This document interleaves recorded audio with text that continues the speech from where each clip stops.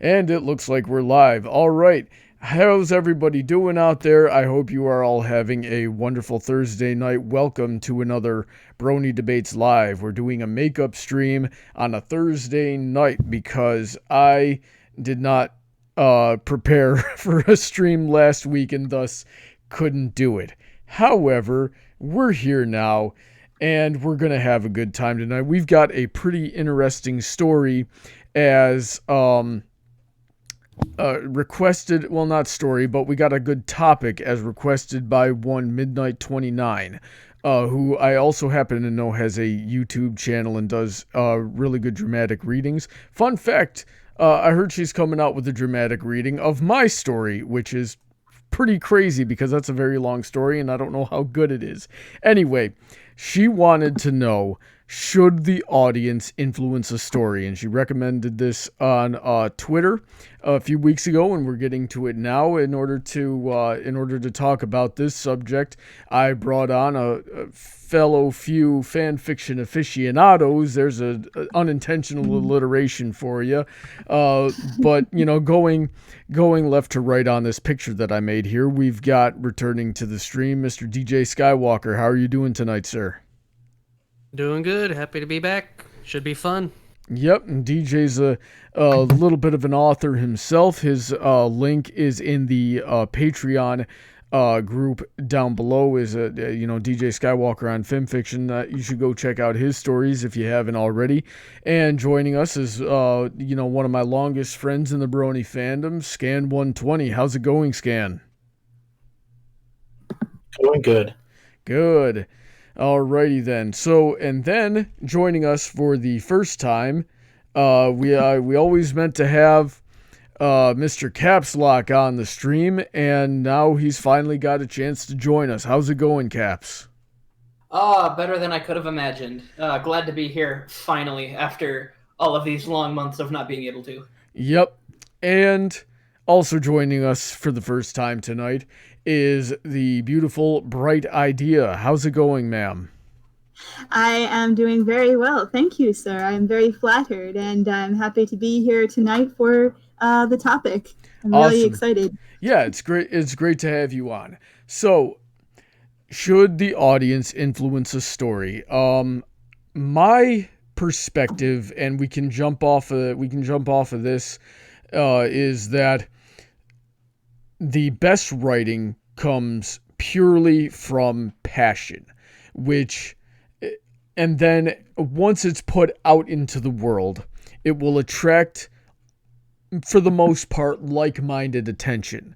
Depending on what kind of attitude you write with, what kind of perspective you're coming from, you're going to get a combination of people that either highly disagree with your story or your characterization, and there's a discussion on how characters should be interpreted and presented from there, but for the most part you're going to get people who like what you produce, because from what I've observed, you tend to attract a like-minded audience. So the best writing comes from within and then attracts the audience. And I have found that when people try to let the audience tell the story for them, that the story suffers for it. So that is my opinion.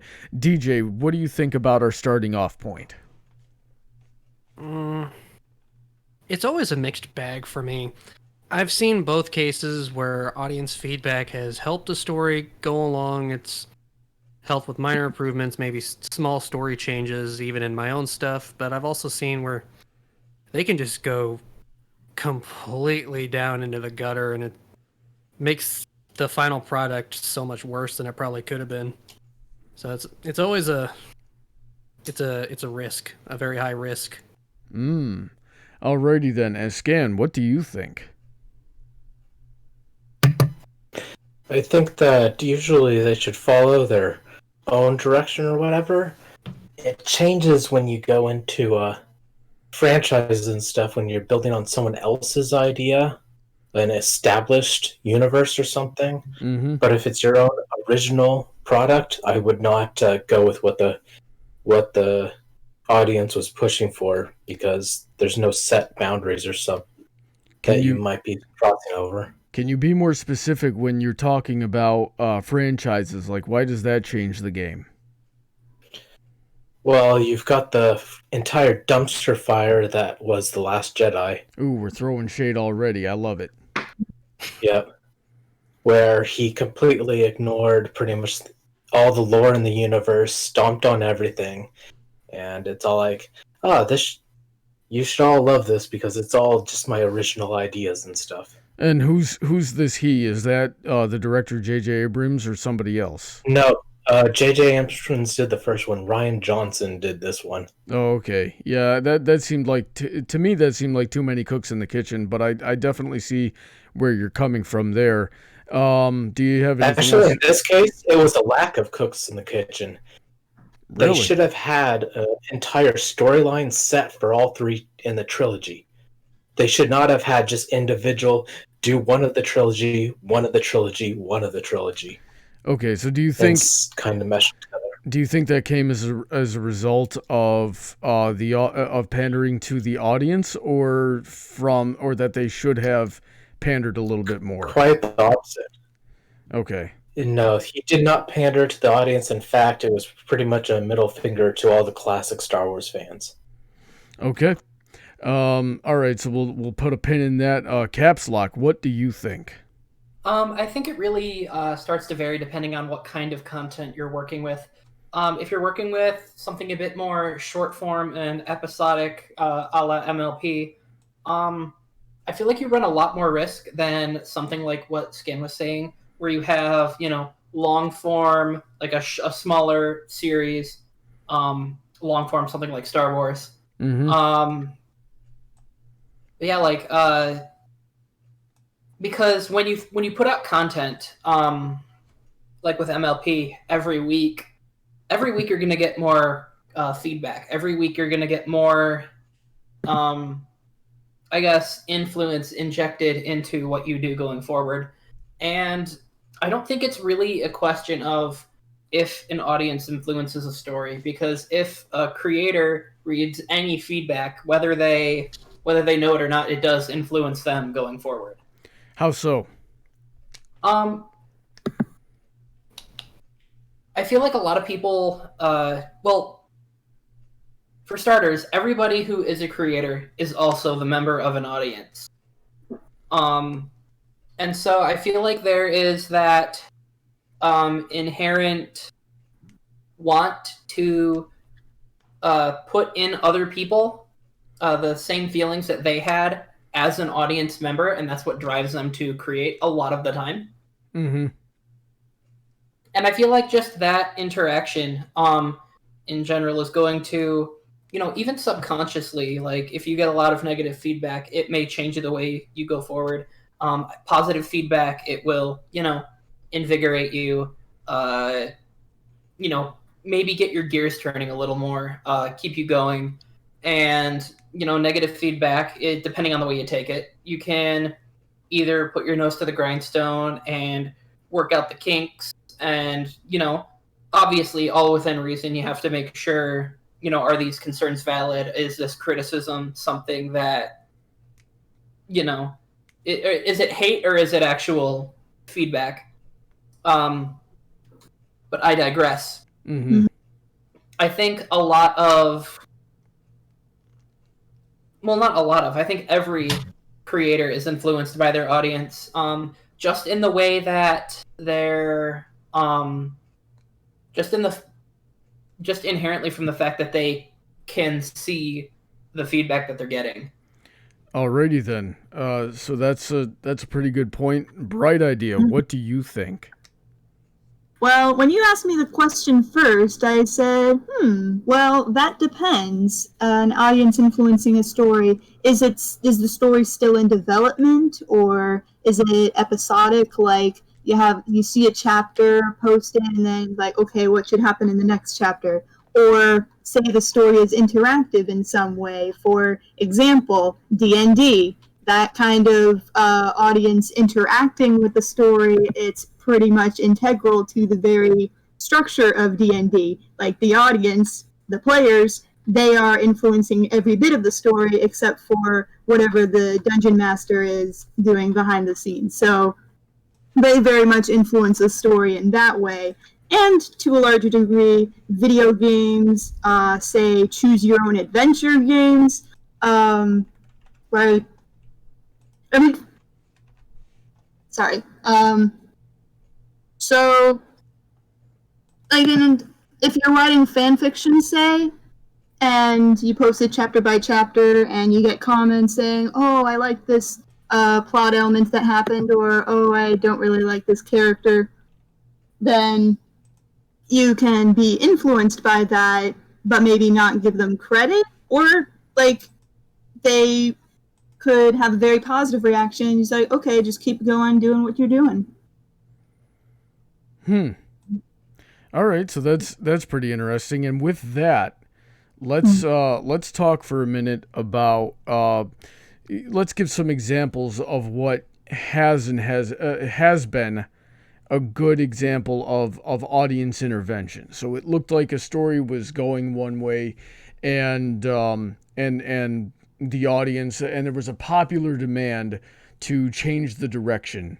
And so the show changed direction, and it was better for it. Does anybody have any examples of this? I'll leave the floor open for this one. I'm trying to think of any examples, but none really come off the top of my head. Like perhaps like an instance where a character death happened because people just didn't like that character. Well, that's just Death in the Family from the old Batman comics. I was about to bring that up. Something like 40 some odd years ago now. Oh boy. Yeah, that has a whole story behind it. Yeah, so tell us that story, DJ, for those who may or may not know about it. Story time. Okay, so I'm not sure when it happened. I'm not sure of the year, but there was a time in the comics where Batman was on his second Robin. Dick Grayson, the original Robin, had gone off to be part of the Teen Titans, became Nightwing, had his old superhero stuff, and brought on a new Robin called Jason Todd. Jason Todd was an angsty little douche. He was a brutal Robin who loved beating up bad guys. He didn't see second chances. He saw this guy's mugging, I'm going to put his face in the dirt. Yeah, and he it was became brutal. so much that there came a poll in the comics on what should Jason's fate be after he gets kidnapped by the Joker. And the poll decided he should die. And so he was beaten to death by the Joker and blown up. Yeah, that was either Death in the Family or Killing Joke. I can't remember exactly which one. It was Death in the Family. Yeah, Death in the Family. I wasn't able to find the year on that, but Killing Joke was 1988. I think it was before that, because Killing Joke was what led to was when Batgirl got paralyzed. Oh, okay. That's when Joker shot her. Yeah. So yeah, from what I understood, Jason Todd was not a very popular Robin. Everybody preferred Dick Grayson more. Mm-hmm. And so he died, and a new Robin came in, Tim Drake. There might have been one before him, but I'm pretty sure it goes Dick, Jason, and then Tim. But years later, Jason was revived because killing off Robin actually didn't go down quite as popularly, despite the poll. A lot of people didn't like that he was killed off, so they brought him back using Ra's al Ghul's immortality pool, the Lazarus Pit. Mm-hmm. And he became a popular anti-hero known as the Red Hood, who is still around now and is about to be in the upcoming Batman game too. Oh yeah, Heather Blossom loves Red Hood. So I know all about that. So why is this a good example of audience intervention, DJ? I would say it's a good example because the audience got to see what their choices led to, and a lot of them didn't like it. And it led to a rebirth of a character. It led to something new coming out of something that was fairly standard, because despite Jason's, violence, it was still pretty just generic Batman and Robin stopping crimes until that happened. So Red Hood became a new anti-hero, and everyone got to see kind of what they wanted to see before a little bit of what if Batman didn't have the no killing policy. That's essentially all Red Hood is Batman who kills. And it's led to a lot of different storylines. I know one of the big popular ones was when Batman was dead for a while, Nightwing and Red Hood were fighting over who would don the cape to become Batman. And I'm told that's actually a pretty good storyline.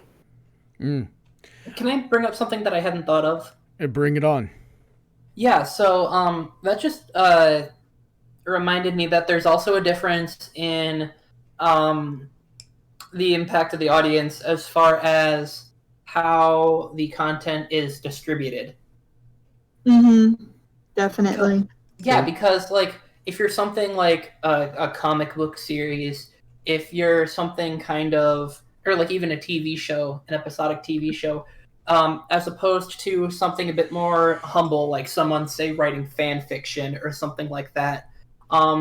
When you're making content and putting out content, serial content, as a job, it's your job to make people like what you put out. And if, like, for example, with that Robin, people didn't like him. They basically voted him off the island. The tribe has spoken. He's out of there. Yeah. And, I think there's definitely a place for that if you come from the perspective of, okay, we're losing people and we need this to continue to bring in profit. And I know it's a completely separate can of worms in and of itself to kind of weigh artistic expression versus the how lucrative it is. But I think that definitely also changes the way you should look at feedback. Interesting. So does anybody have anything they want to add or take away from what Caps just said? Well, it's interesting, like, depending on what the story is and how it's structured, whether it's like one big thing that's finalized kind of like a movie, or if it's serialized and episodic like a show or a comic or something like that, like the audience can have more influence on a story or less on like a finished product, depending on what form or media it's in. Interesting. All right, Skan, do you have any examples of when audience intervention was a good thing? The one example I have is recently, last year, they put out the first trailer for Sonic the Hedgehog. Oh, okay. So, and yeah. The response to it was quite adverse, as everybody was wondering what the blue monster thing on the screen was supposed to be. So the team actually took the reaction of the audience and pushed back the date of the movie several months and actually went through and redid Sonic in all the scenes to bring him closer to what he actually used to look like. All right, so go ahead. So I think that greatly improved the movie, made it so even though Sonic isn't really like us, it at least made him more endearing the way we could see him, so we could actually relate to him during any of the scenes and stuff where we were supposed to feel for the poor little creature. Okay, so that I kind of disagree with, because that sounds like a bit more of a visual medium thing and less likely on how the movie played out in terms of its story, because I think the story was pretty much the same regardless. And I don't have any sources on this, but I had heard that it wasn't so much that they redid Sonic, is that they redid Sonic. So what we ended up ultimately seeing on the big screen was much closer to what the animation studio that made Sonic actually did the first time. And then whoever was producing the movie, I forget exactly who, they came through and they said, no, change the design. And then when the trailer got released and got memed to death, They were like, okay, nope, this is no good. Go ahead and change it back. And then what they did is they took those months and they pretty much reverted to what they already had. There was also like the way the original trailer was cut made the movie seem like it was going to try to be a lot more dramatic than it actually was. So I don't really, but like I said, then they went back and they changed it. They didn't really add or take away anything that wasn't already there. I don't think they had to do like major reshoots for the film, so I don't think they changed anything in the story. They just changed the way the trailer was cut and the way that Sonic looked, which made the audience think it was going to be different, two different products. Does that make any sense? Does anybody want to add or take away from what I've said here?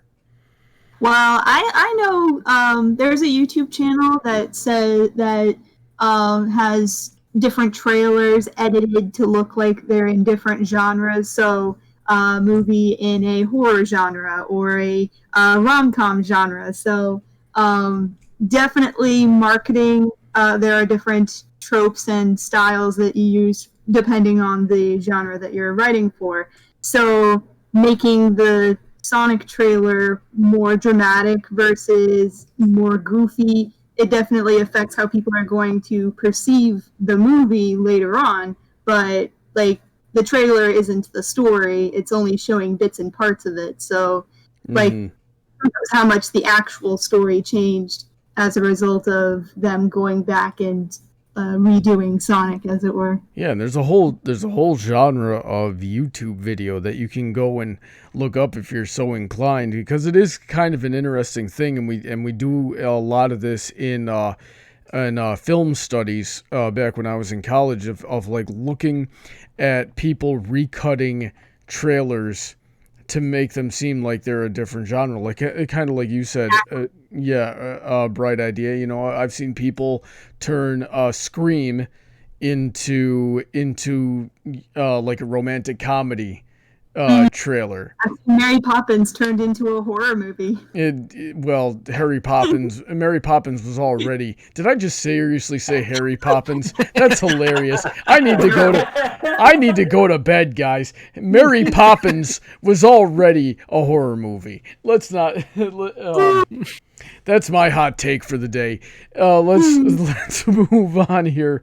So yeah, does anybody want to add or take away anything from what Skan said or to what I said in terms of like, did that really change the story if it's just a visual thing?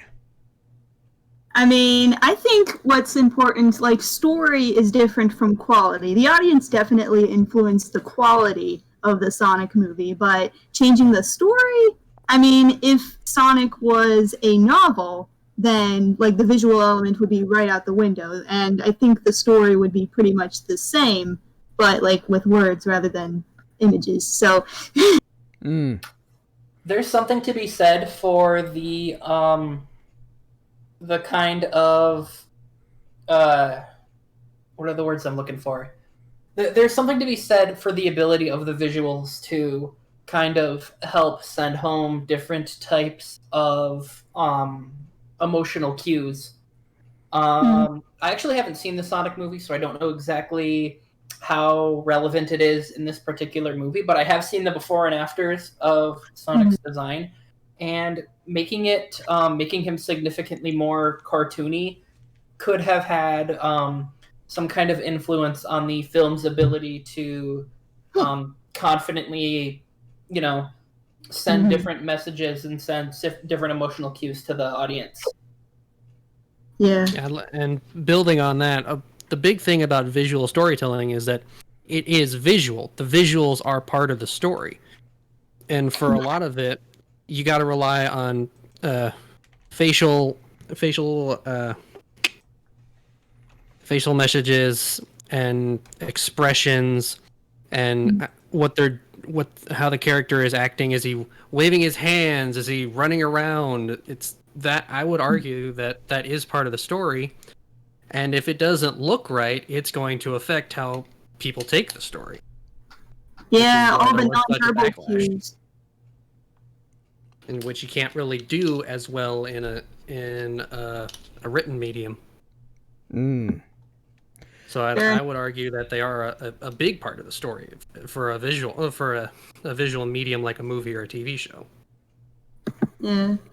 It's not as simple as like giving Sonic a different color shirt or like maybe a hat or something. Like the way he looked definitely changed, and like perhaps the animation, like what kind of facial expressions he made, or like what kind of actions, nonverbal communication or cues and all that. Mm-hmm. Yeah. So here's what we're gonna do. We're gonna take the Sonic movie. We're not gonna change anything about it. Not the script, not the line delivery, not the cinematography, nothing. Except Sonic is going to be red and talk in a Ugandan accent. He's not gonna be the Ugandan Knuckles. He is gonna be Sonic, but he's red, and coincidentally, he talks with a Ugandan accent. I think that would. You know the way, my brony. No, but we can't do that because that would make him Ugandan Knuckles, and that would completely change the story. He is a red Ugandan Sonic. Got to go fast and have with the chili dog. Yeah, that sounded more Jamaican. Okay, we're just being. Change the emotion of the movie to just one emotion the entire time. Yeah, we're just rage. We're just being racist at this point. Caps Lock, do you have any good examples of when a story was changed because of the audience? This is one of those that I'm not sure how much it had to do with the audience, as you know. But I think just MLP in general. I feel like in season 1, you have a lot more isolated moments in the show. You had a lot of episodes that worked together, and they were very, very loosely strung together by the impending gala at the end of season 1 in The Best Night Ever. Mm-hmm. But I think as audience response came in to more and more, I guess, recurring elements and stuff like that, you start to see, I mean, granted, it still retained that a lot of the episodic bits and pieces, but you still get, I guess, more and more over time, slightly focused on the longer form of content. And I don't know if that was intended from the start as a way to kind of develop and move the show along, or if it was something that happened as a result of getting the feedback from it. But I do think that in general, as shows evolve, like MLP was just the one example I gave, but I think as shows evolve, I think it largely has to do with the writers kind of testing the waters with different ideas and looking at the feedback. Okay, does anybody have anything to say about that? I think it's really interesting, like having the audience influence the story. Like the crew for MLP kind of knows who their audience is, or they got a better idea of their audience as the show progressed. So in the first season, they are gearing it toward young children and their parents. But then as the show progressed, they're gearing it more towards the adult fans in the fandom, the bronies and everybody. So they're gearing it more to a mature mindset while still keeping the kids in mind. But knowing who their demographics were did kind of influence the story in that way. Interesting. Does anybody have... So it might be indirect. All right. And with that, I think it's your turn, Bright Idea. Do you have any examples for us when audience intervention was a good thing? Well, I'm looking at the chat right now, and my Robbie here says the story of visuals. He brings up how Five Nights at Freddy's was born because audiences told Scott Cawthon his animation looked like creepy animatronics, so he wrote a horror game. So, like, he was definitely influenced by criticisms like, "Oh, your animations look too scary." Okay, so I'll make a horror film or a horror game, series of horror games. And MatPat's been paying for it ever since. Oh, that's cold. That was mean. So does anybody have anything constructive to add to the conversation? No? Okay, so I'll take it over then, because that actually transitions quite well into what I was going to say, because what Bright Idea just said was a lot more about the audience inspiring a different story rather than influencing the story that's already being told. So the examples that I would give of this would also be from Friendship is Magic, where we've got the episodes Slice of Life and the Fame and Misfortune episodes, right? Which were explicitly inspired by the Brony fandom and looking at, you might say, two sides of the same coin, where, you know, one was all about expressing the community and that came together, and the memes that you know, inspired the characters to become characters that were just meant to fill a background and ended up with their own backstory because of the fandom, and it was meant to kind of give homage to that which was created by the fandom.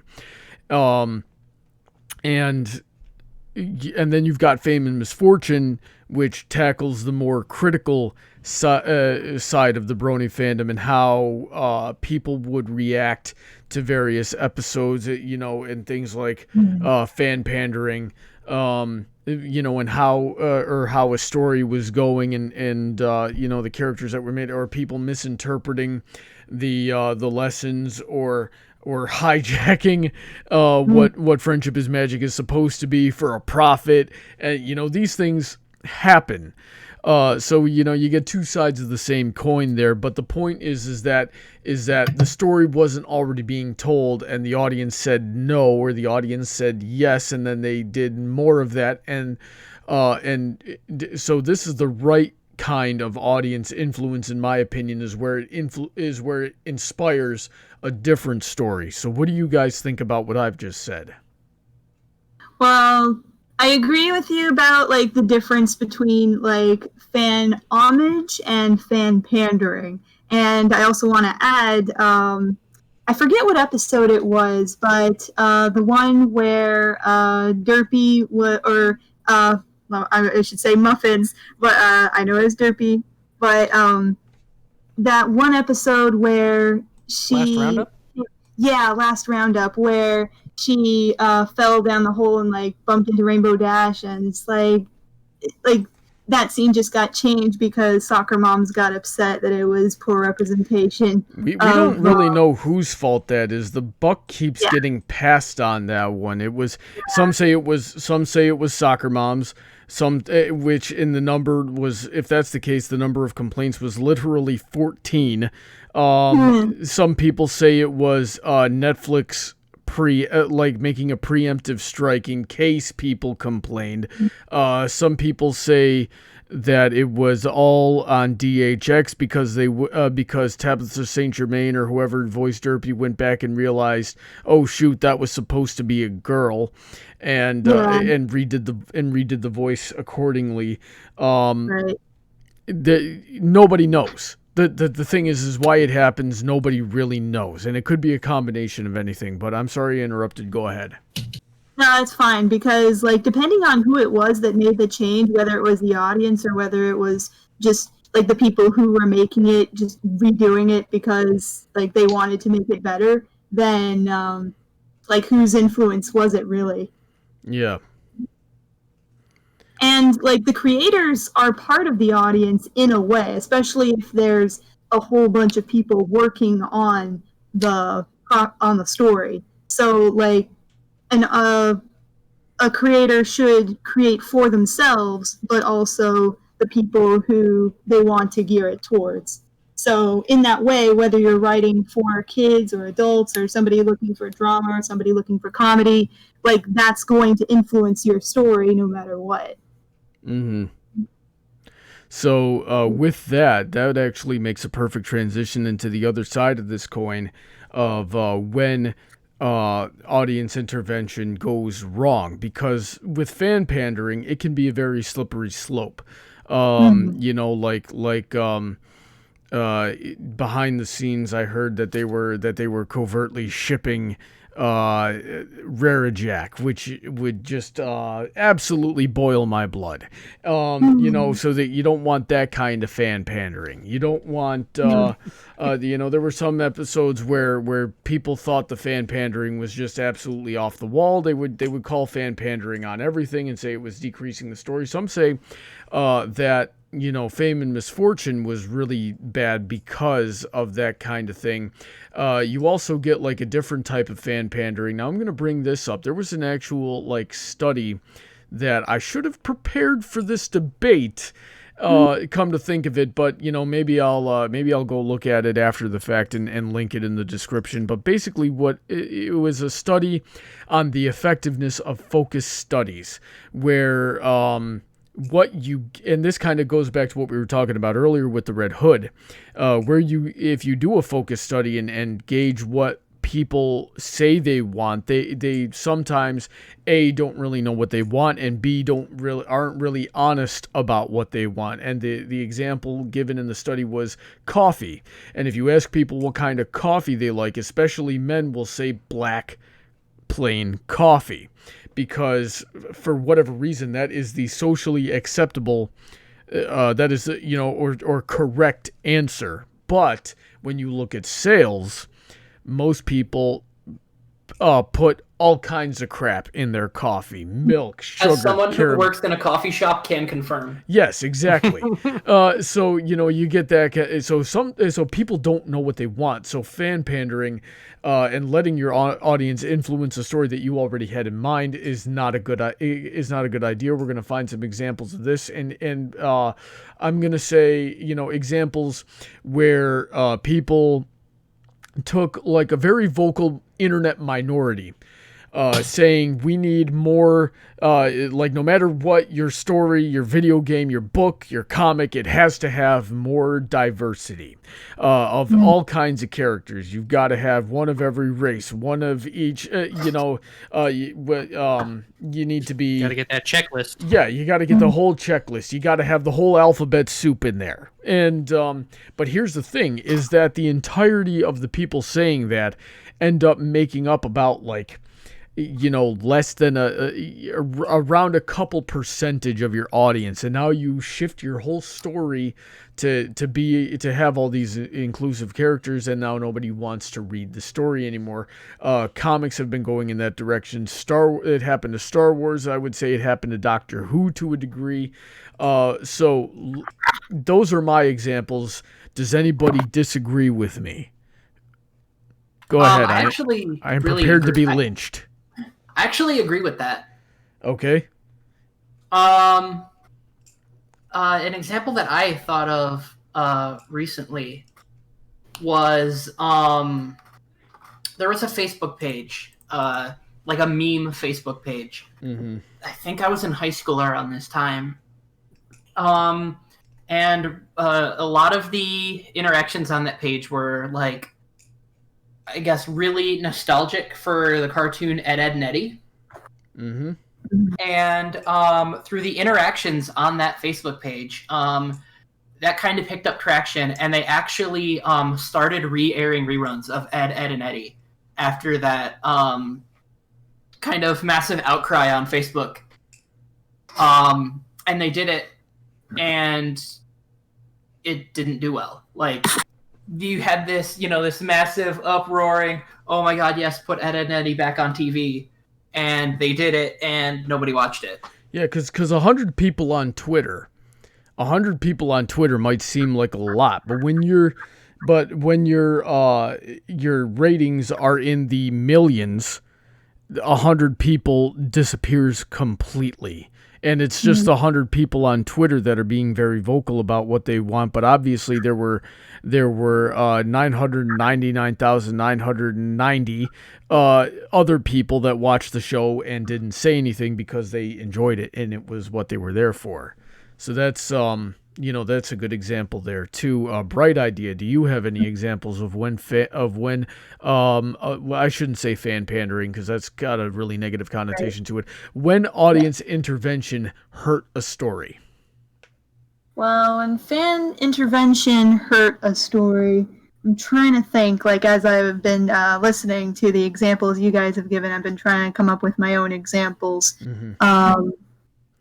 So I'm going to have to wait on that. Yeah, take another couple of seconds, because what I want to clarify something that I said earlier, because I don't want people to get the wrong idea. It's not that I don't like diversity in stories. I actually do. The problem is I don't like it when it's forced, because then it's not then it's not genuine, and that comes off in the vibe of the story.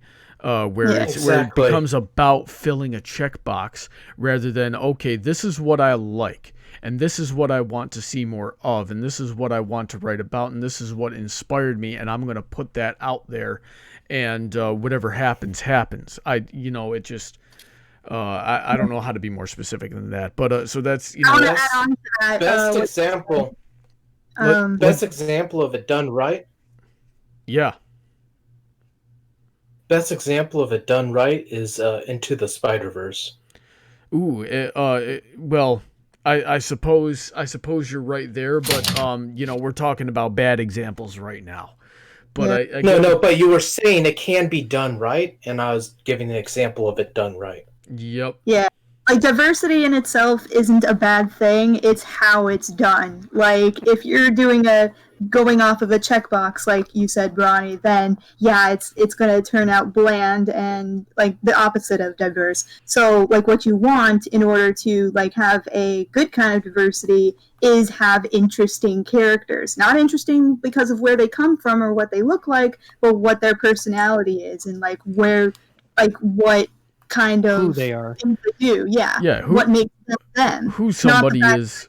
Yeah. Who somebody is way more important than what somebody is, because an interesting character or an interesting story is universal, and everything else is cherries on the sundae. It's toppings. It just makes it, once you have interesting characters and interesting story, all those other character traits just make it more interesting.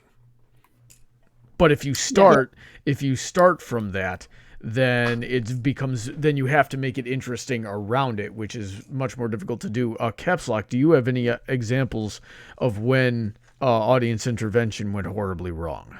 Yes, and I have to thank Neo Anton in the chat on YouTube for this one. Yep. Ghostbusters. Tell me about Ghostbusters. The fact that Ghostbusters 3. Yeah, the reboot that they did just a couple of years ago. Mm-hmm. Was that audience influence, though? Say that again? Was that audience influence or intervention, though? I don't know if it was a result of a direct audience or in general just, I guess, a shift in how audiences are reacting to other things. Mm-hmm. But yeah, that's a perfect example of, hey, we need representation. We want people. We want we want more diversity and representation, and that's not. Most people will probably tell you that was not the way to do it. Mm. Yeah. It's there might have been a wave of, we need more female versions of yada yada, whatever franchise. And it's okay, Ghostbusters. Okay. So the general audience or the general trend was influencing the story there. Yeah, and I think the heart of it is pretty much the same, because when you're putting something out, especially a movie like Ghostbusters, especially where the first one that came out, it's a global phenomenon, it's a classic, it's a household name, something like that. When you're looking at the general climate and the general climate of, I guess, culture, the world is your audience. Mm-hmm. You're not narrowing yourself down to female age 5 to 7. Yeah. So let me add on to what Caps is saying here, because he's talking about Ghostbusters 2016, and I made a joke and said no, Ghostbusters 3, but I wasn't really joking.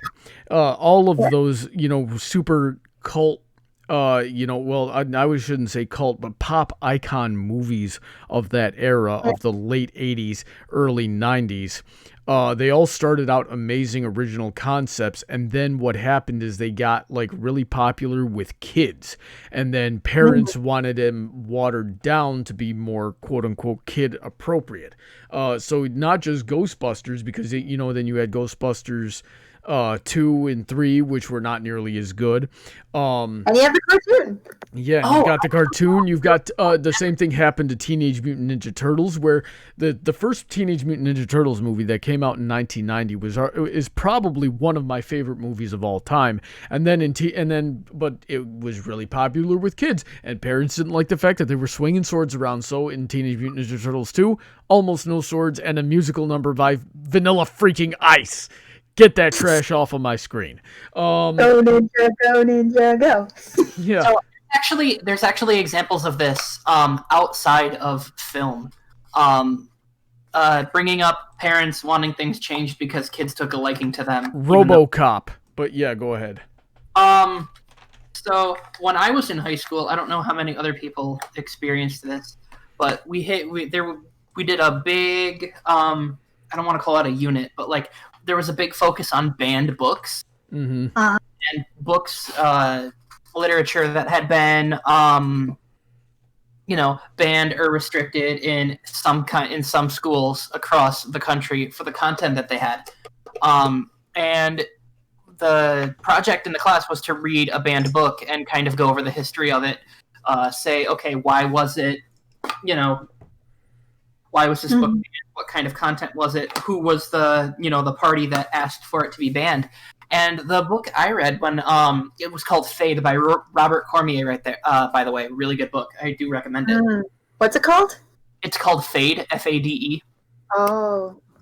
It's again really good book. I really recommend it. But he was actually the author, Robert Cormier, was interviewed about the book and kind of confronted with the fact that, like, hey, don't you think this is a bit much for a younger audience? And he just bluntly told them, who said it was for a younger audience? Mm.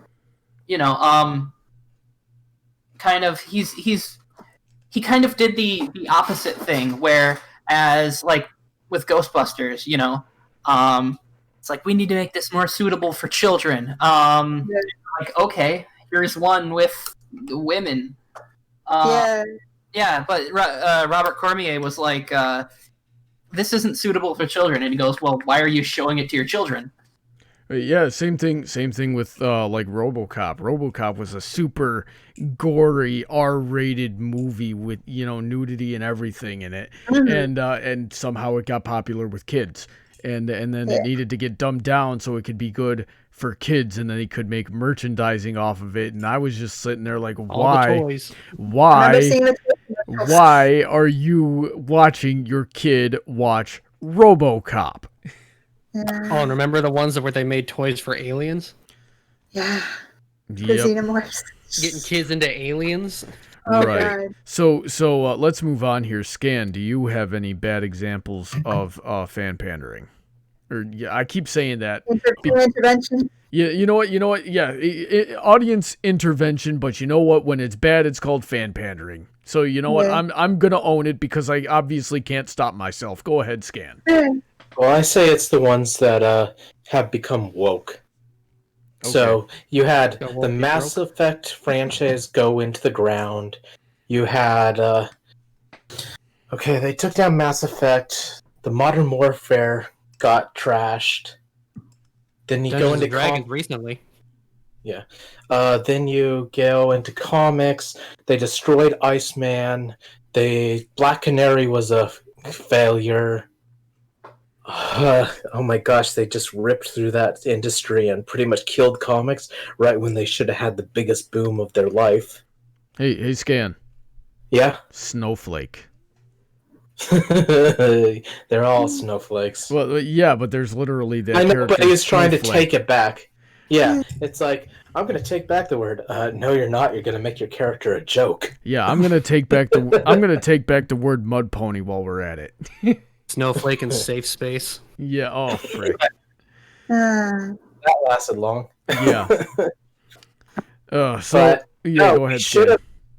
Comics should have erupted with all the Marvel movies, but the comics didn't do anything like the Marvel movies. They went the complete opposite direction, making them unreadable by anyone. Oh, I'm seeing another example in the comments here, or by Vigorna. Yeah. I think music is a great example of this, where creators are kind of left with a choice as they move along. I have a really, really good example of this. Everybody knows Linkin Park. Unfortunately. Yeah, they took off in the early 2000s. Hybrid Theory came out in like 2000, 2001-ish. It was an amazing record. It sold incredibly well. And then you get into like albums like Minutes to Midnight in 2007, 1,000 Suns in 2010, and you start to realize that their style really starts to shift, and that came with a major fan reaction that was really negative, because everybody wants the classics. Everybody wants what they know. Right, but when you give them the classics, then they say, "Oh, you're just doing the same thing over and over again." So what do you do in that situation? That's also a big part of that. Yeah. Like in any situation, it's hard to please everybody. So the creator just has to please who's more important to them. And that's why you shouldn't care, because you can't please everybody, and you can't predict where how your audience is going to feel about it, and you're going to get more people that have a genuine reaction to something that was created with genuine intentions. Mm-hmm. Yeah, and I think going back to the Linkin Park example, like they did, like I said, Minutes to Midnight 2007, 1,000 Suns 2010, Living Things 2012, and then they sat around and they were like, you know what? We're starting to go soft. Let's make a rock record, and then they made Hunting Party in 2014. So, I mean, and I honestly, I really like looking at them as an example of like a creator or a group of content creators not going with the popular opinion, because everybody wants every record to sound like Hybrid Theory, and that's just and they just did what they want. They let their content mature with them, because when you're putting out studio albums, your career lasts decades if you're successful. And they were like in their 20s, and they were like angry, and they had like spiky colored hair, and like if you look at pictures of like Mike Shinoda in 2003, even when Meteora came out, it's totally different than who he was later in the 2010s, and you can definitely see their content evolve as they continued, I should say, as they continued to make new music. Okay, so let's move on real quick here. DJ, do you have any examples for us? Yes, I'm going to go back to what Skan started with the Star Wars sequel trilogy, but not Last Jedi, The Rise of Skywalker, actually. The Rise of Skywalker exists the way it does because of the fan backlash against The Last Jedi. Well, that certainly doesn't help it regardless. Is an absolute mess. Yeah, so give us a little bit of context and story there, because I gave up on Star Wars after The Force Awakens. Okay, so the first major flaw, the biggest plot point is Palpatine has returned. He didn't return in the movie. His return was announced on Fortnite as part of the Star Wars canon. Wait, Fortnite? What? Yes. That took a turn I did not expect. At the start of the movie, when you get the crawl, it says there's a message been announced by Palpatine. The message is never heard in the movie. The only place the message is heard was when it was announced on Fortnite, like a week before the movie came out. I'm gonna need to turn down my volume for the volume on my mixer for a second here. It just that I just got. I don't know if anybody actually heard that, but that was just me getting really, really mad. I figured you were flipping a table or something, you know. Yeah, because I turned down my volume and I turned down my volume. I just yelled "Holy frick" really loud, and then I looked over at my levels and I didn't see any levels coming up. So I'm like, oh, there's a chance they didn't hear me yell. Sure. But yeah, But that's only the start. oh God, That's almighty. literally how the movie begins. Yeah. So, So give to us go into give us a bullet point here, because this sounds like it's going to take a while. Okay, Yeah. some of the major criticisms with The Last Jedi was Rose Tico, too much screen time. In Last Jedi, she has like maybe 3 lines Mm-hmm. and is not in the movie at all. Mm-hmm. The Holdo maneuver, the coolest part of The Last Jedi, where she hyperspaces a ship through. In Rise of Skywalker, they say it's a 1 in a million chance it works. We see in Last Jedi, we don't see Rey really ever train. Rise of Skywalker starts off with her learning the ways of the Force for the first time in the series, even though she's supposed to be the greatest Force user in existence. Hmm. Okay.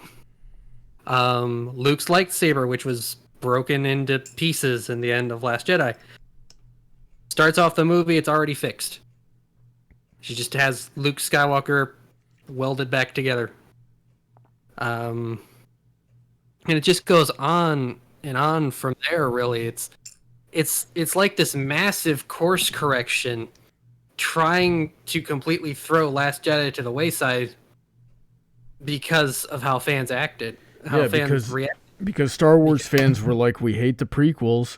We wish the prequels didn't exist, and now we all miss the prequels because they just took they tried to dismantle everything that was previously established because they thought that's what people wanted, and they were wrong.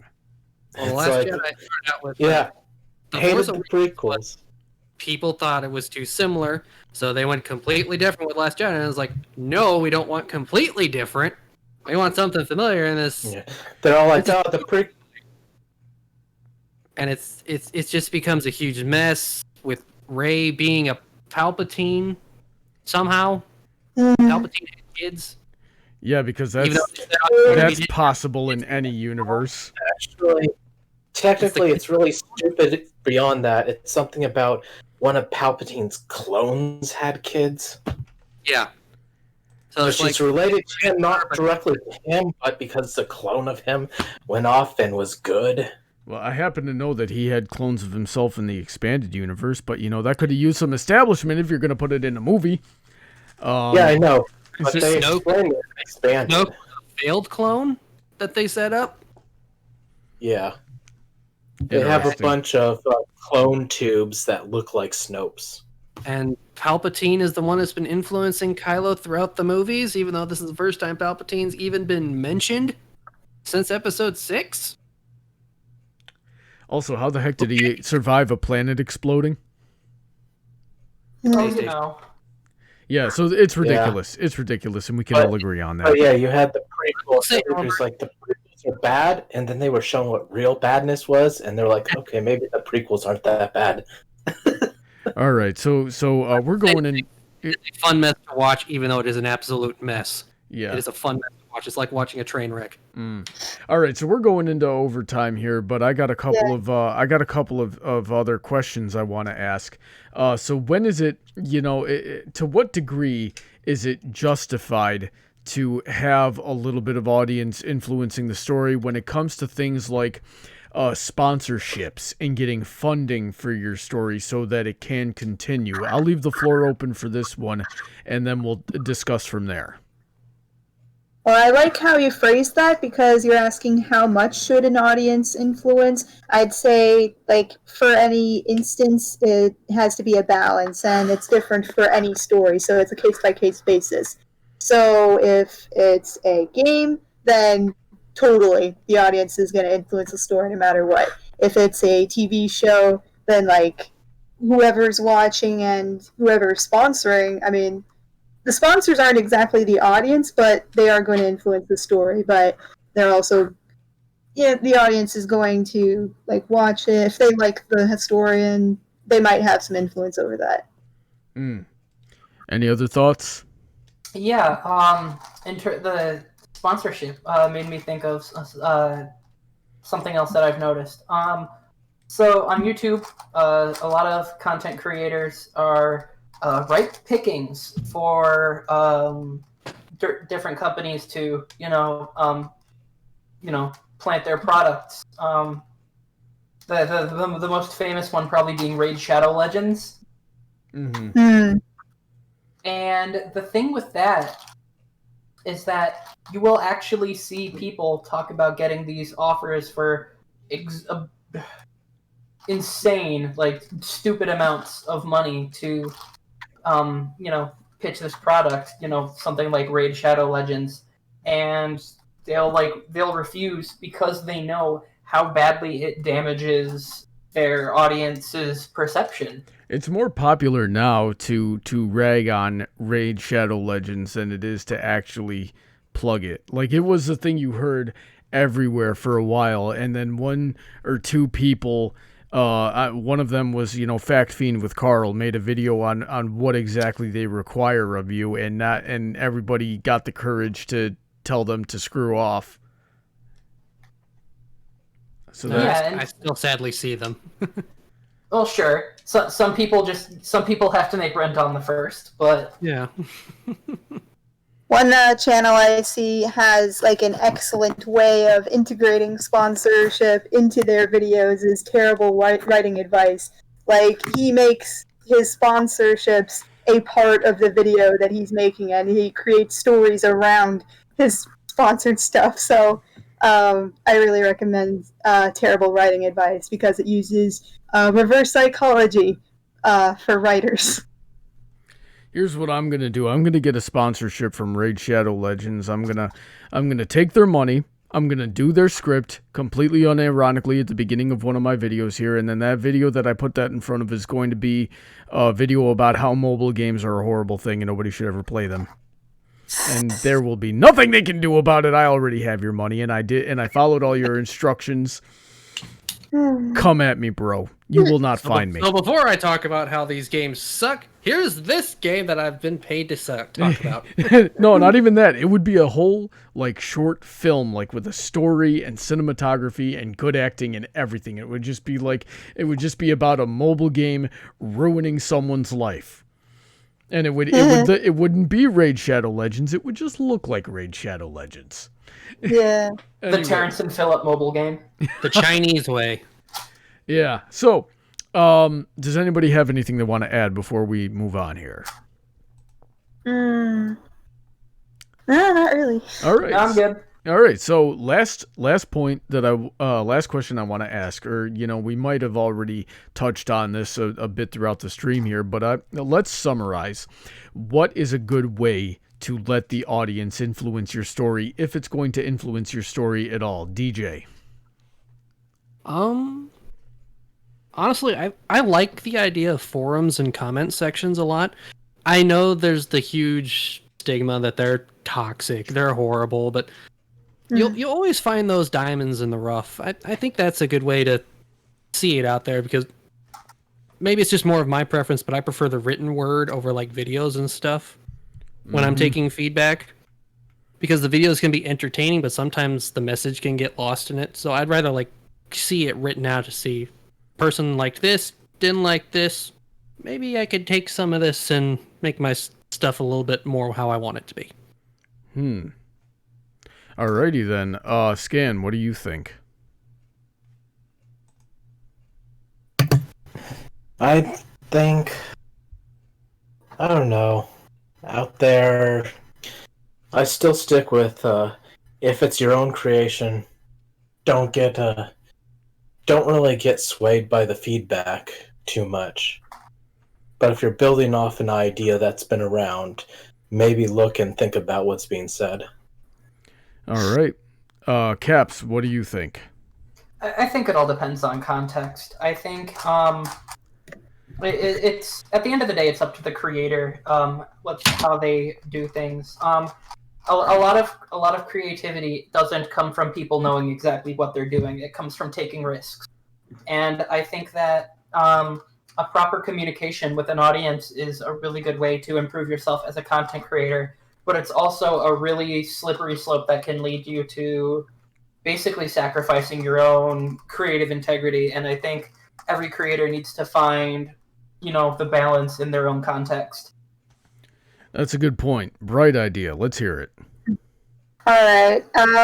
In the end, I think the creator has the power, and they should decide how much they want their audience to influence their story. So, have kind of contingency. So you have the idea that's in your mind is okay, this is what I'm going for no matter what, but I might go to my audience for some suggestions here and there. It's maybe have a multiple choice rather than an open question, because then people might go a little crazy thinking, oh, well, you should do this. But if you have a choice, should my character be like this or like this, then it's a limited choice. Then it's okay, you still have control over that, but it's also a surprise in that way.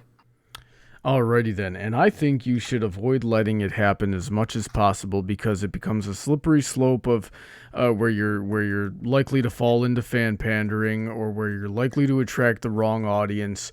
And you're trying to please everybody, you're going to end up pleasing nobody. And then let's say you are popular and you get an idea from a fan, or you let them push your story in a certain direction. Well, then, now what happens from a legal perspective if they want money for it? And now you got to prove that it was your idea, and it might not even have actually been your idea. So you get things like that going on. So I think it's best to just right from the heart. And, if you're going to take from an audience influence, let it inspire something else, or use it for constructive criticism to improve your style of writing, which, is more geared towards a written format, obviously, like a book or a fan fiction or something like that. If you're just really bad at what you do, then and your audience is giving you good tips on how to improve just through technique, then technique is an objective thing. By all means, take that advice. Now then, let's if nobody has anything to say add or contradict to what I just said, let's move on to the audience section of this stream here. So if you've never been on the show before, what we're doing now is I've been watching the chat while we've been doing this, and if somebody made an interesting comment or had a question, I copied it down. We're going to read through them now. So let's see here. Let's see if I can pronounce this correctly. Lexin Plays says, would you say there's a difference in influence and inspire or inspiration? And I sort of just touched on that myself, but does anybody else want to add to it? Yeah, it all depends on how you define those terms. Some people might say, oh, aren't they the same thing? But then another person, might say, influence might be more powerful than inspiring, or vice versa. It's it really depends on your definitions of those words.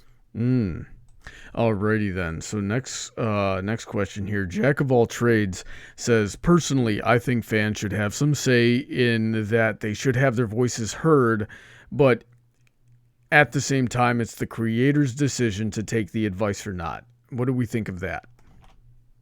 I think pretty close to what you said earlier. I think that's nothing like what I said earlier. I think that influences more the direction of the story overall. And what I was talking about was taking objective of advice rather than subjective, rather than influencing what the story should have been. Right. I think that fits more into what Skan was talking about before, with older properties getting revisited by new people. Does that sound about right, Skan? Yeah, pretty much. Alrighty then. Doughboy123X says, would you say that the Brony fandom had too much of an influence on Friendship is Magic? I would be tempted to say yes. Do we agree or disagree? I think we had to talk about that a while back. I think that's its own podcast in and of itself. I think yes and no. I don't have a clear, concise answer about that. Bright idea. I heard you saying something, but I didn't hear what you said. What were you saying? I was saying that kind of thing is subjective. Like, some people say it was too much, but some people might say, no, it was just right. Or maybe some people might say it wasn't enough. So, like, you get different opinions depending on who you ask. I've never heard anybody say that it wasn't enough unless they were talking about, like, they wanted more of an overarching story, or they wanted certain plot points to be visited more, like me asking why Flurry Heart is a freaking alicorn. Yeah. You know. Oh, man, I'm salty. I liked Twilight better before she had wings. It's like, okay, old lady, we can be friends now. All right, let's see here. Trent Girone says, I've got an example. Didn't people dislike Cousin Oliver from the Brady Bunch? And that's a really good example. So he was a last season of the Brady Bunch, he got added on, and nobody liked him because he had no redeeming character qualities, and he just showed up out of nowhere and was a train wreck. Does anybody else know about Cousin Oliver from the Brady Bunch? Nobody. Sounds very much like Scrappy-Doo. Yeah, very similar problem. Very similar problem. Came out right around the same time, too. We stand Scrappy-Doo over here. Coincidence? I think not. What did you say, DJ? We stand Scrappy-Doo over at this house. Do we? Well, okay, over at your house maybe, yeah, but I think that was the best part of the Scooby-Doo live action movie, where he turned out to be the villain and everybody curb stomped him because, like, I agree. No, that wasn't the best part of the movie. That was the second best part of the movie. The best part of the movie was when they left him on the side of the road. Yep. Such hate. Scrappy's actually really good in the 13 Ghosts of Scooby-Doo. I liked that series. I didn't like the movie. I'm not all that familiar with the actual Scooby-Doo series. But as for the Brady Bunch, I think didn't it inspire an episode of the Batman show? It might have. Because I think that's a similar premise behind the Baby Doll episode, where you had this star who got upstarted by a late entry character that was a cousin, and she ended up becoming a villain later on because she couldn't get work in Hollywood because she was a midget. Yeah, I heard that, and that was actually a really interesting character. Now that that's a trope. It happens, so Brady Bunch was not the only show to do that kind of thing. So it could have been anything that took inspiration from. Bigorna says, hello everyone. At what point does audience influence become shameless pandering? And to this I say, the second somebody breaks the fourth wall to deliver a catchphrase. Yeah. Does anybody else have anything else they want to say? No, I think you about nailed it on that one. Yeah. Okay. That just made me think of the whole 20% cooler thing. Yeah, that was there were some pretty blatant fan references, and 20% cool or 20% less cool in the rainbow, the so awesome thing. Whenever Derpy showed up in the background, I didn't care. I made a video way back in the day that essentially came out to why do you care? Why are you angry that something that you wanted to see is being shown in the episode? And then you would get other like nods to the fans, like in Cart Before the Ponies and Scootaloo's original Cart was a chicken. And or in the Equestria Girls movie where Scootaloo was doing a chicken dance, and that's harmless enough. I don't see a problem with that. Yeah. But for some people, it ruins the whole thing. Probably because of what it has to do around their experiences. Yeah. But like if ever they were let's say they were painting a mural and Rainbow Dash went, "Hey, it needs to have flames." And everybody's like, "Flames would not work on this mural. It wouldn't look good." And she goes, "Nah." And then she just looks straight at breaks the fourth wall right up and goes, "It would make it 20% cooler." And then winks. Oh, I probably would have stopped watching the whole series if something like that ever happened. Yeah. All right, let's move on here. Neo Anton says, "You know all of the Sonic games are influenced by the audience. That's why Sonic games suck now, because they go 100% on what people like about the game." And what do we think about that? Does anybody know more about video games than I do? I thought the entire point was that the fans didn't like Sonic games, and that's why Sonic Mania is a thing, and that's actually a good game. I've heard mixed reviews on that one. Sonic Mania was made by fans, I believe. I have no idea about the Sonic fandom, like, other than the movie. And, like, I know my boyfriend was playing a Sonic game at one point, but I wasn't really paying attention. Okay, so here's everything you need to know about the Sonic fandom. Stay away. Yeah. DeviantArt. Yeah, especially on DeviantArt. That much I know. Let's see here. Pony Cordero says at Brony Buck, "If you ever call Ghostbusters 2016 Ghostbusters 3 again, I will kick you in your right hand." And so for those who don't know, he picked that target specifically because I am injured there currently. I just got some stitches taken out. Oh dear. Yep. And him and I are good friends in real life. So yeah, apparently I touched a nerve there, sir. Well, don't you know the real Ghostbusters 3 is coming out next year? Is that what's up? I'm really excited for that one. The trailer made it look cool. I'll give it that. Yeah, the trailer was good, but you can't guarantee any movie coming out till the lockdowns end. Yep. Well, movie theaters are open now. You got the New Mutants and Bill and Ted 3 coming out this weekend. Alrighty then, that sounds good. Yeah. Let's see here. I saw a side tangent here. I saw the trailer for the new Bill and Ted movie, and all I could think of is these people are too old to be playing these characters. I haven't seen the trailer yet, but I just want to see them do what they do again. It's like, they're in the future. It's like, why isn't everybody excellent to each other yet? Okay, here's me attempting some pronunciation gymnastics here. Rav Aharon Ben Yisrael says, close enough. It's Rav Aharon Ben Yisrael. Oh, okay. That sounds Yiddish.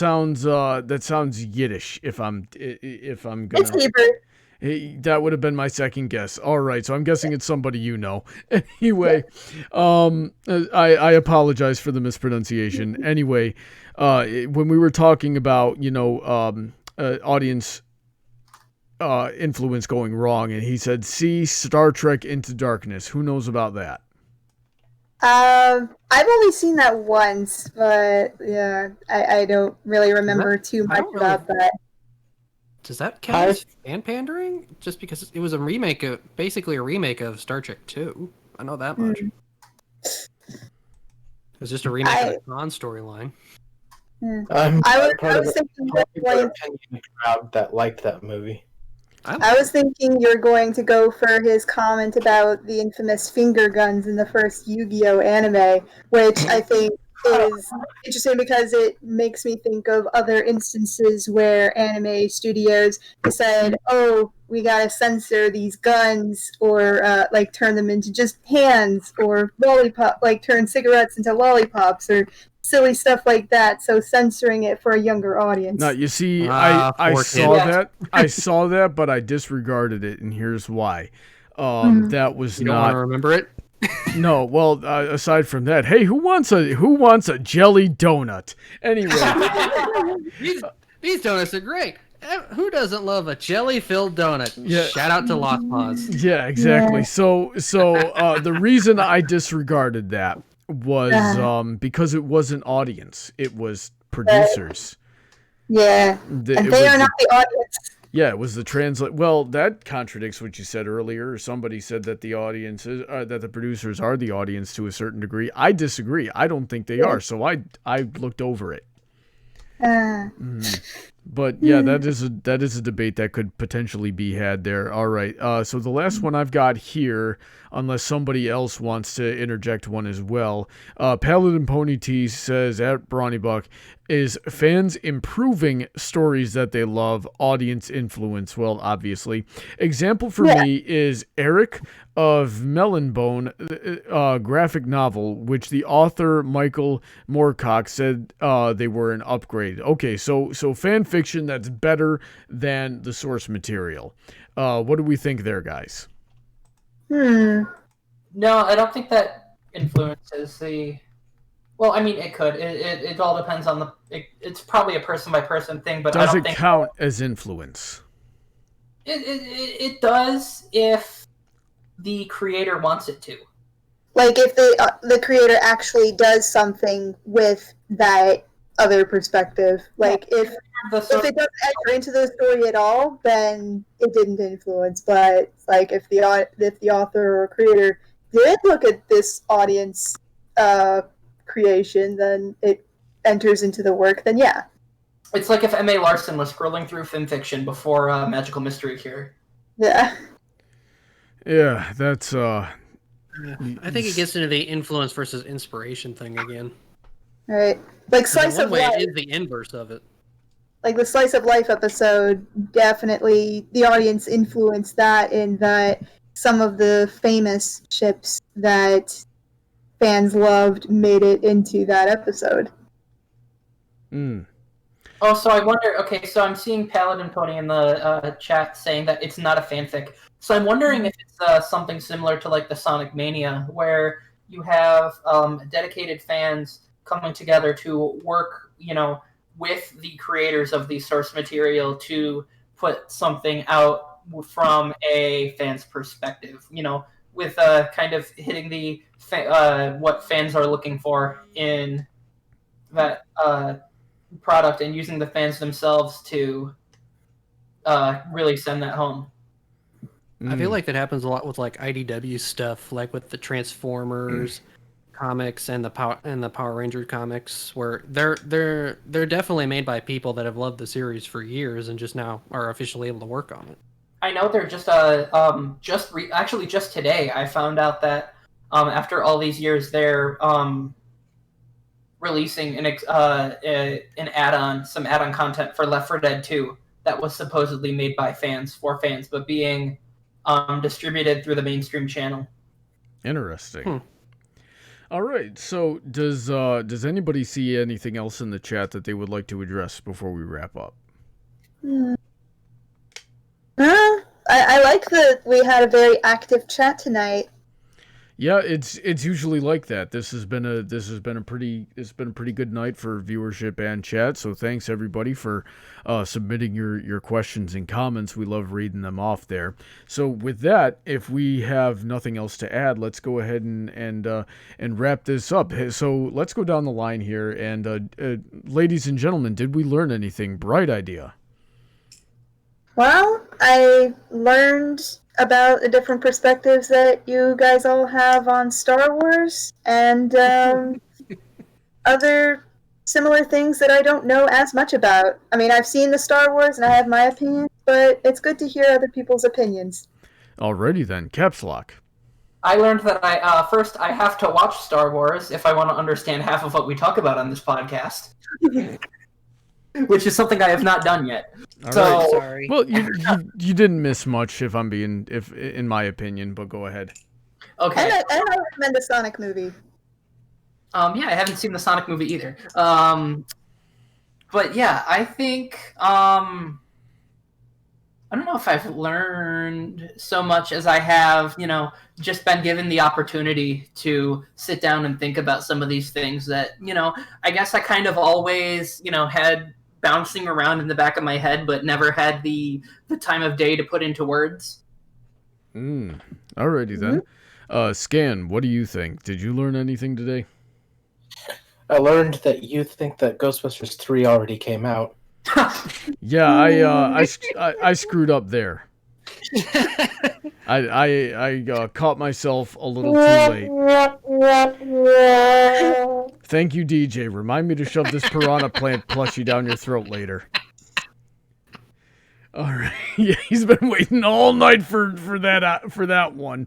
DJ, Thank you. What did The you? last 84 minutes with the finger on the button. Just come on. He's just like he's gonna screw up eventually. I know it. Convenient. He does it once a week. He's gonna screw something up, and I just got to be ready for it. DJ, what did you learn?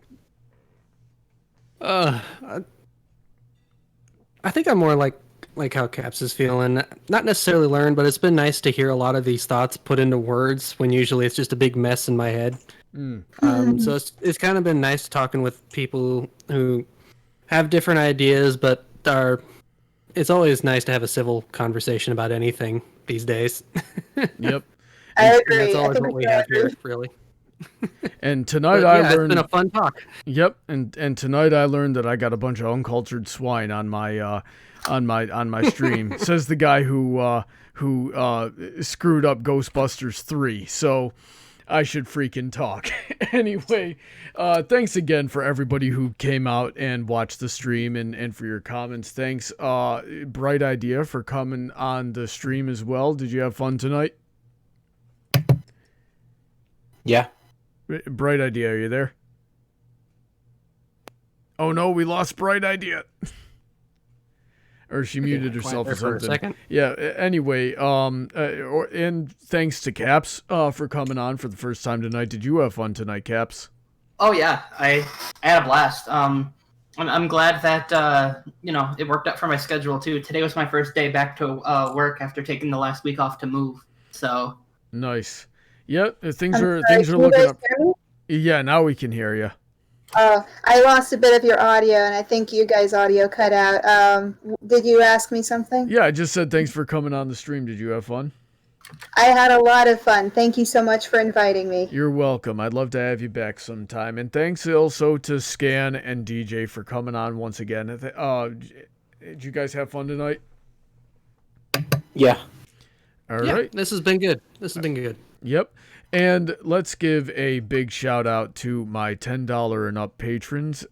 These guys are Princess Heather Blossom, Shady Oak Ministries, Sid McConroy, Autoknight, Emerald Spencer, Sodden, Girder, Senko, Jennan, Kellogg, Kyle Christensen, our friend here, DJ Skywalker, Stephen A. Wilson, Reck, Rein-Kun, Princess Sunshine Sparkle. This list is so very long. Bootleg Bard, The Silly Fox, Zorro Arc 720, and the Equestrian City Heroverse series. All of these guys have amazing content themselves that you should check out. All of those links are in the description if you're not following them already. Let's see here. I'm extremely grateful to all of my patrons that, support me and my channel and make these things possible. It makes it easier to produce content. If you would like to be on the show, I would love to have you on the show. We just need to get you on the Patreon for as little as $1 a month, people. That's literally what it is, because you can just sign up for $1 and then set your limit to $1 a month, and that gives you the opportunity to be on this show, as well as Friday Night Fights, which is going on tomorrow at 7 p.m. Eastern Standard Time if you want to hang out with us some more. And on Saturday, I'm going to be on Princess Heather Blossom's channel for Chaos and Crocheting. Actually, I probably shouldn't say that. I think her computer is still down. There might not be a Chaos and Crocheting stream this week. Anyway, thanks one last time for everybody who came out, everybody who joined me on the stream. Say goodnight, everybody. Good night, everybody.